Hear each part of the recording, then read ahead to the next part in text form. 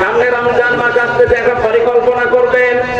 যতটুকু আপনার সামর্থ্য আছে ওই অনুযায়ী আগে থেকেই বাজার ঘাট করে রেডি হয়ে একটা মজবুত কোমরে দড়ি বেঁধে মনে করবেন যে আমি লেগে গেলাম রমজান মাসটায়, অন্তত ইবাদত বন্দেগী করে পেছনের অপরাধ মাফ করে আমি নিষ্পাপ বেগুনাহ হয়ে যাব। রোজার মাসে যদি খালি মার্কেট এগুলোই করতে থাকেন, আল্লাহকে সময় দেবেন কখন? খাদিজাতুল কুবরাকে আল্লাহ সালাম দিয়েছে তার স্বামী ভক্তির নিদর্শন হিসাবে। এত বেশি ভক্তি শ্রদ্ধা স্বামীর প্রতি দেখিয়েছে, নিজের জীবনের সবকিছু স্বামীকে দিয়ে দিয়েছে, সম্পদ আদি। আল্লাহ খুশি হয়ে তাকে দুনিয়াতে জীবিত অবস্থায় একজন মহিলাকে সালাম দিয়েছেন, বলেন সুবহানাল্লাহ।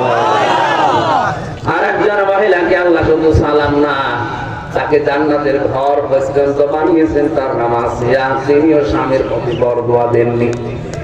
তার স্বামী হাতের ভেতরে পেরেক লাগিয়েছিল, মাথার উপরে পেরেক লাগিয়েছে, এরপর আসিয়া কোনদিন বলেন না আল্লাহ তুমি আমার স্বামীকে ধ্বংস করে দাও না। তিনি বলেছিলেন নাজ্জিনি মিন ফিরাউন, হে আল্লাহ তুমি আমাকে আমার স্বামীর অত্যাচার থেকে বাঁচাও, কিন্তু তুমি আমার স্বামীর উপরে গজব দিও না।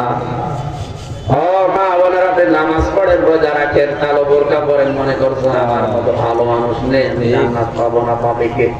অথচ নবীজি এই কারণে জাহান্নামে আপনাদের দেখেছেন, সিম্পল কারণ।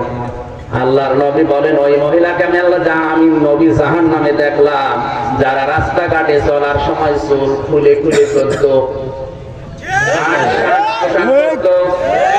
এমন পোশাক করতো যেটা পরা যায় না, পরা যায়।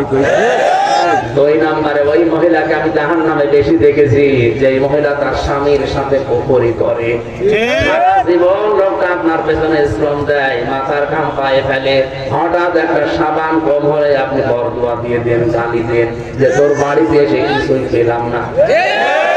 পেছনের সব আল্লাহ ধ্বংস করে দিয়েছে। আল্লাহ মেয়েদেরকে খাদিজাতুল কুবরার মতো, হযরতে আসিয়ার মতো যেন স্বামী ভক্তা হওয়ার তৌফিক দান, বলেন আমিন। আমি বাস্তবে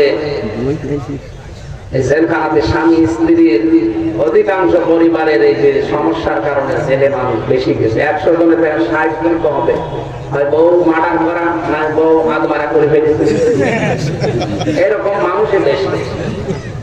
এখন স্বামী স্ত্রীর দাম্পত্য কলহ কি করে তৈরি হয়, কি করে এই গন্ডগোল গুলো হয়, আর এটা বাঁচানোর সিস্টেম কি, এগুলো আমি তুলে ওখানে তো ভালো খাতা কলম দেয় না, কারারক্ষের মাধ্যমে এটা বের করে পরবর্তীতে বই করেছি।